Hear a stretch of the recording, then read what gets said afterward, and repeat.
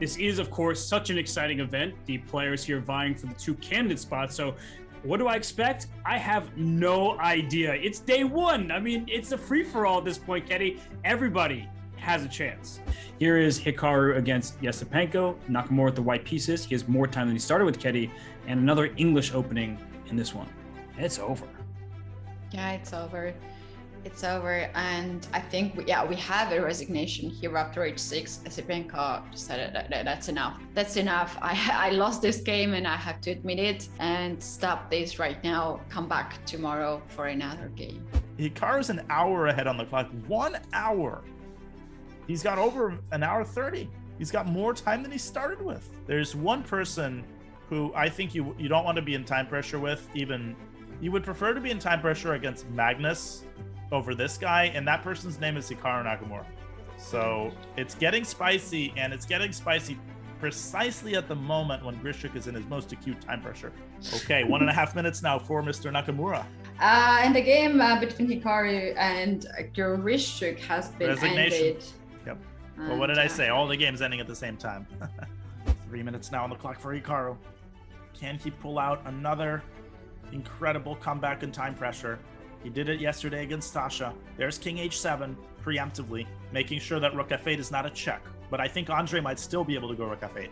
Once he realized that things were starting to get more complicated, then the panic sets in, because you know who you're playing against and you know what his reputation is. Hikaru's reputation precedes him. Everybody knows, you know, what kind of positions he's capable of saving. I think they agreed to a draw. These kinds of Queen's Gambit are so solid and classical that Capablanca and Alekhine would feel right at home here. So we have such a historical contrast in the 2 positions. I mean, if Capablanca and Alekhine strolled into the tournament hall, they would think, okay, this one makes sense. And what drugs are these other guys having? Dramatic stuff. That's right. Oh, we do have a result here after Rook takes E7. Rook A2, and that was a resignation. So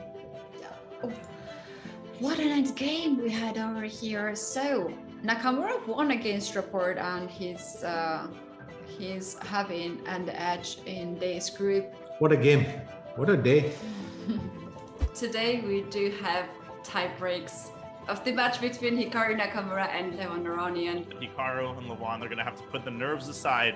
You know, they're going to have to forget what's on the line, because, Ketty, there is a lot on the line today, and may the better player win. Okay. Well, we do Games have begun. The first moves, and they are playing so fast. Yeah, they are playing at bullet rhythm here, and they're executing the main moves with Ru Lopez. But F2, No, Rook F2. F8. Rook F8, he's blundered again! Rook F8, what is he doing? You don't see this quality of play often unless there is as much on the line as there is. And Levon has resigned. Hikaru wins game 1. Wow, this game might cost Aronian 6,000 euros. Not only 6,000 euros, but also 3 Grand Prix points. Absolutely nothing that can be done at this moment. It's too late. Rook F4. No, but Rook H6 check. Now he's losing. And this is checkmate. Rook B8 is coming. Unstoppable. No. It's a ladder mate. King D8, and if Hikaru plays Rook H8, he wins the tournament. He will win this game. There's also King. Oh no, there's no King G7, but Rook H8 is so tempting. It should be played. It should be played. Rook H8 ends the game. You cannot stop the discovery with checkmate. And we do have it. Is there anything he can't do? Was there ever any doubt? He wins the second game. He doesn't even draw it. He wins it. That is Hikaru Nakamura for you. I mean, he honestly left no doubt in the second game. He was worse out of the opening, and it's like Aronian didn't even come close. Honestly, there was never the feeling that Hikaru was ever in any real danger.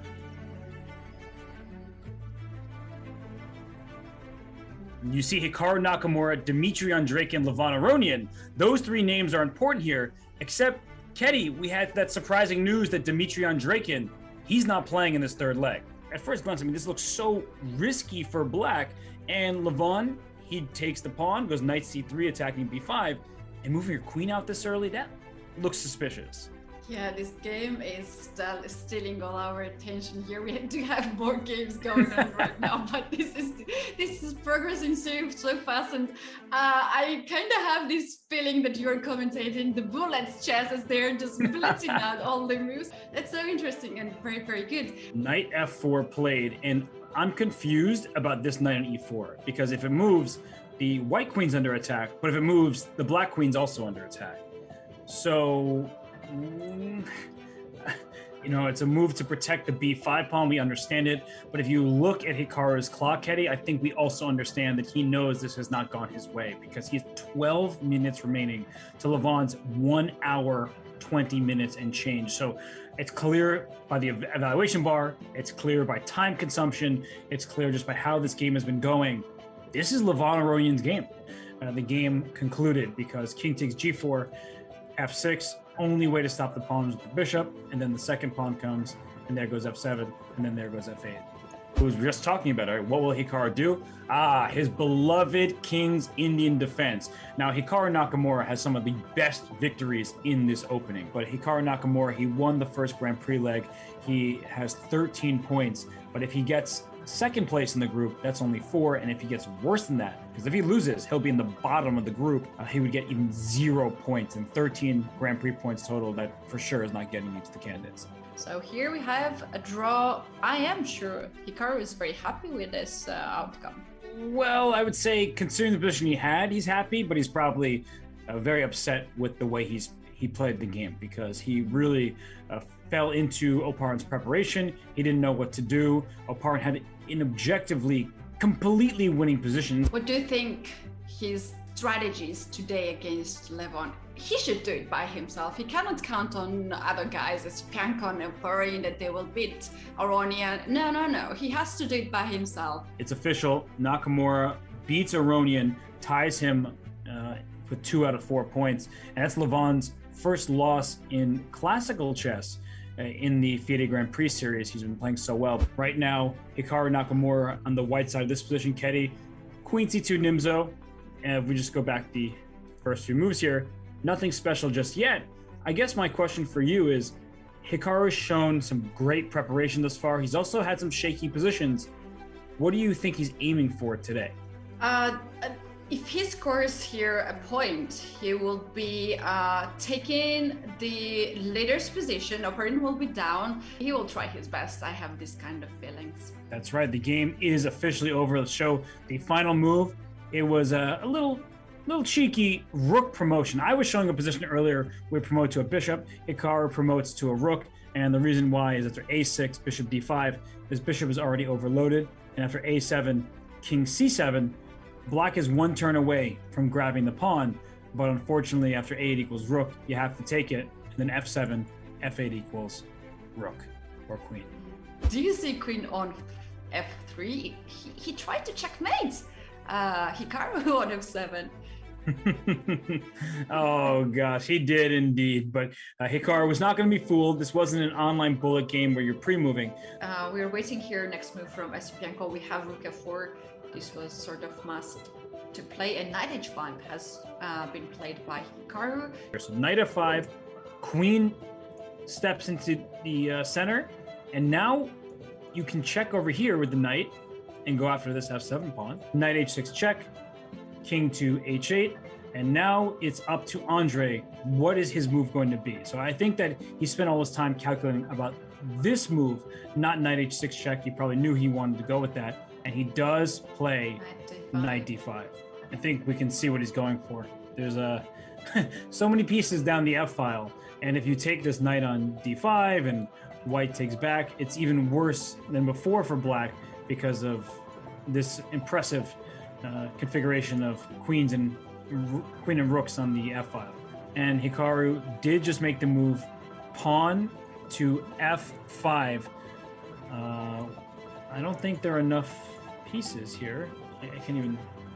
Only king and knight on d5 are not attacking that pawn. And it's a great move. It's a really, really great move. f5 is a brilliant move because the position was starting to look very nice for white, and I think that black's in trouble if not for this move f5. So all of white's pieces staring at the square. G takes f5 played. bishop takes d5 by Hikaru, and after e takes d5, he throws his knight up the board and says, I'm justifying my pawn being out on g5. My knight can come to f4, and watch out, it might be my turn to strike against your king. Rook f1 was the move by Andre, and now he's much worse. Look at this time, 31 seconds for Andre. He made a move on 1 second. That is because he was not sure for his next moves, and also this shows to us that he is just losing the game, and he knows he's losing the game. Robert, is there any tricks here after Queen f6 move? Oh, he takes Rook f6. Ooh, stylish. Rook takes f6, giving up his queen for White's queen, and he wants Queen e4 check next, and the Rook helps defend the king if anything were to happen. I think Andre is about to resign, so we may just see the moment where Hikaru Nakamura, he stamps his ticket to the Candidates Express and makes his way to Madrid in the summer. It's over. It's done. Yeah. He wins, and he is making the Candidates Tournament. Hikaru Nakamura gains 7 points out of his group, and that means everybody else is eliminated. It's Rehard Report, it's Hikaru Nakamura, it's Candidates 2022 in Madrid. Ketty, we got to congratulate those two players. Wow, an unbelievable performance in this one by Hikaru Nakamura. We have to remember, he lost his first game against Levon Aronian. He then drew 2 very shaky games against Oparin and Yesipenko, and then he wins 3 in a row. He goes Turkey. He says, give me the trifecta. This is my event. I am Hikaru Nakamura, and I am nobody but myself. And he is a streamer. Yes, he is a chess player as well. And now he is in the Candidates Tournament. That is huge. Player who has not played classical chess for a long time. He says, you know what? I am strong and I deserve this. I'll come, I will play this tournament, I will qualify.